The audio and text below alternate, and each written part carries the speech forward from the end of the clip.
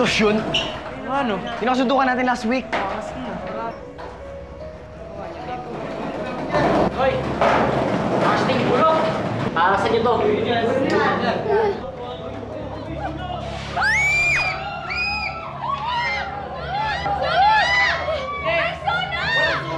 Usok lang yan, oh!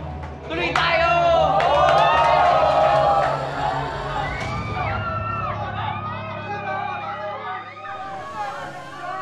Josh?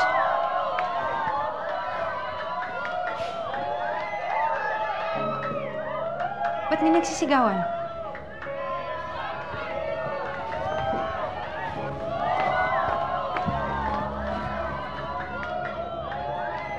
May sunog. Nasusunog ang school?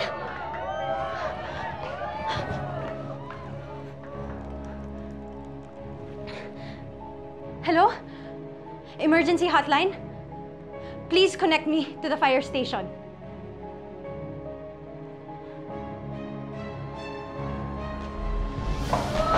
What's going on here?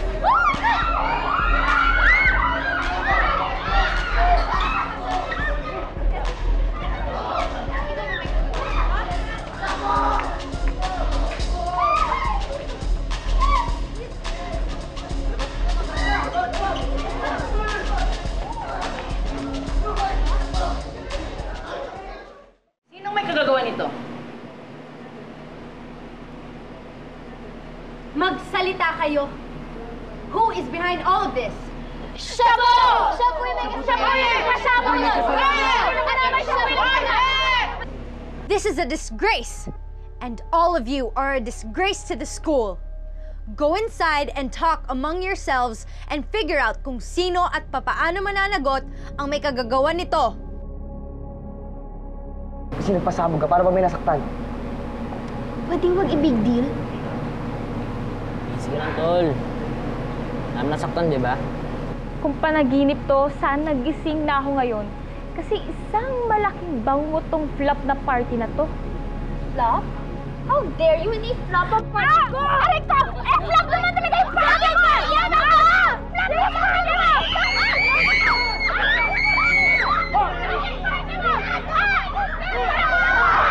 Stop it! Ma'am, pwede ako po ang unang magsalita. Gusto ko lang po sanang sabihin na I condemn this rebellious act done by my fellow students. I myself, I'm also a victim here. That's enough. Ako lang ang magsasalita dito. As a member of the Student Disciplinary Board, we have all decided na hindi na magkakaroon ng disciplinary hearing. Diretso parosa na lang. Teka lang po, ma'am. As I've said, biktima lang po ako dito. Wala akong kasalanan. I'm not responsible for this. Lahat kayo, responsable dito. Kayo man ang nag-organize o kayo ang nanggulo, or were mere guests to this party. Lahat kayo, equally responsible dito. Kaya lahat kayo, papatawan ng parusa. Ano pong parusa? Your ill behavior warrants suspension and expulsion. Pero ma'am, scholar po ako dito. Mawala yung scholarship ko pag nasuspend ako. Well, maswerte kayo.